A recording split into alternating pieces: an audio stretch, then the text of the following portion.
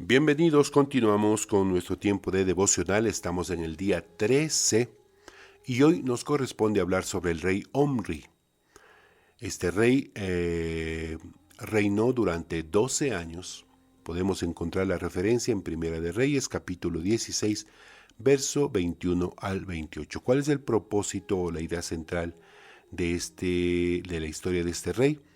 El éxito político no sustituye a la fidelidad espiritual. Bien, vamos a comenzar. Omri es una figura relevante en la historia de los reyes del norte, evidentemente no por su vida espiritual, que fue pobre, sino por su influencia política y estratégica. Su reinado marcó un punto de inflexión en la consolidación territorial y administrativa del reino de Israel, pero también un grave retroceso en su condición moral. Bajo su liderazgo, la nación se fortaleció extremadamente, mientras su alma se hundía más en la idolatría y en el abandono del pacto con el Eterno.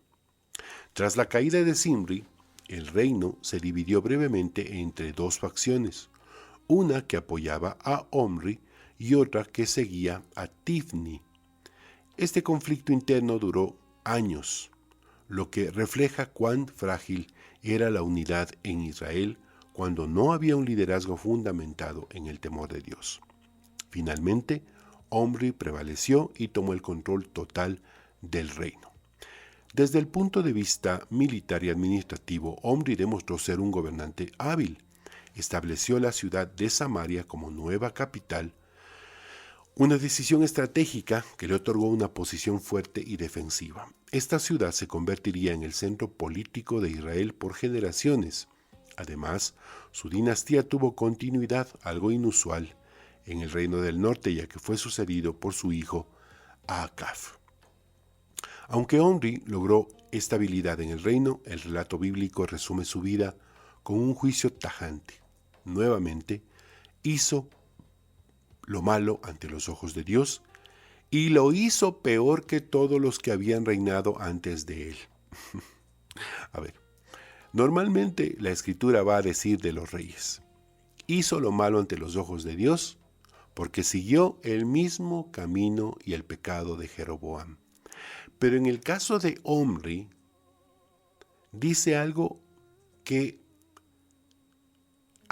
se adentra aún más en el error, en el pecado.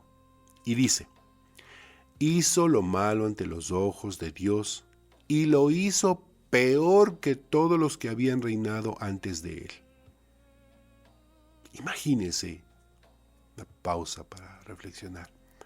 Imagínese que alguien diga de mí, de usted, de sus hijos: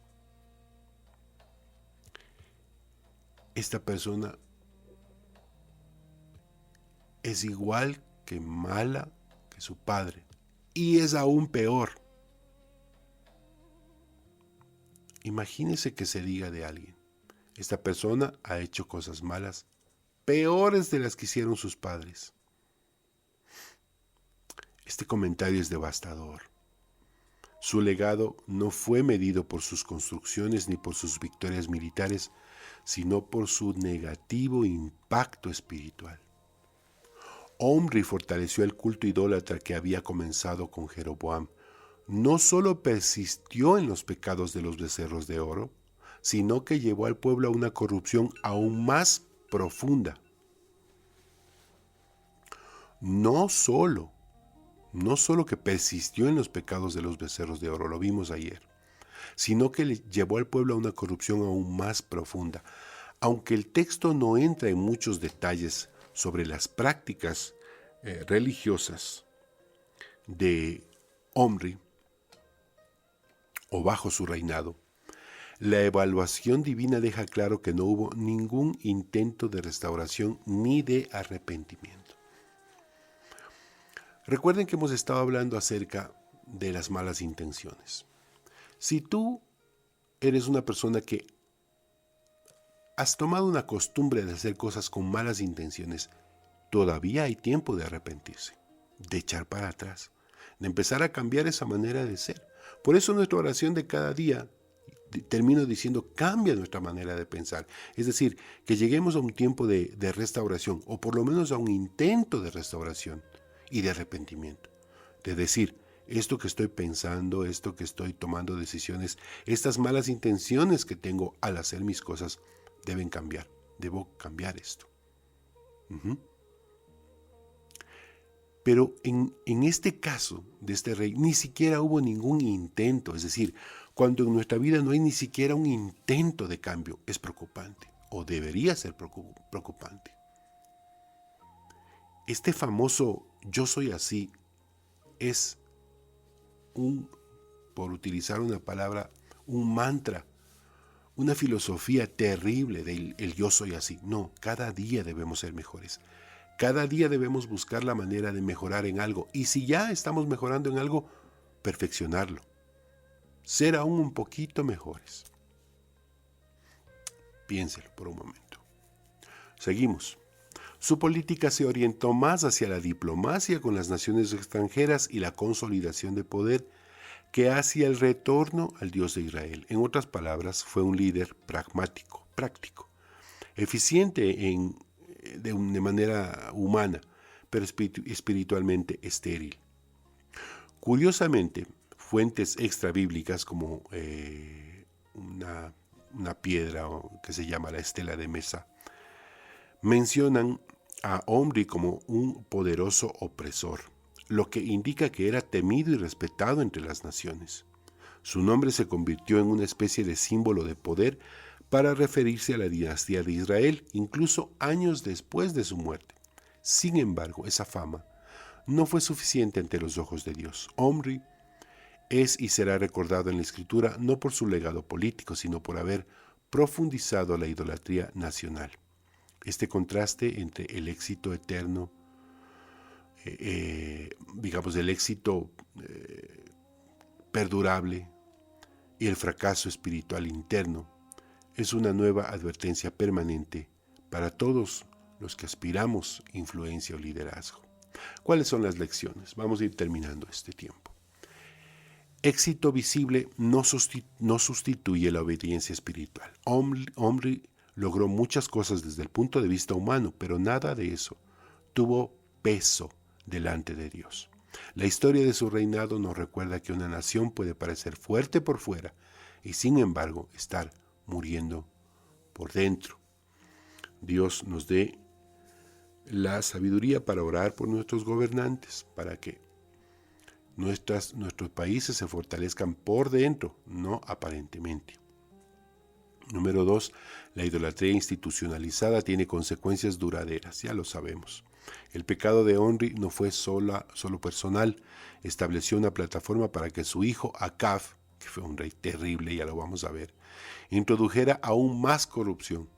Lo que una generación tolera, la siguiente lo practica con mayor intensidad. Por eso es importante cortar de raíz las cosas que están mal en nuestras vidas. Porque una generación que tolera algo, la siguiente lo practica con mayor intensidad.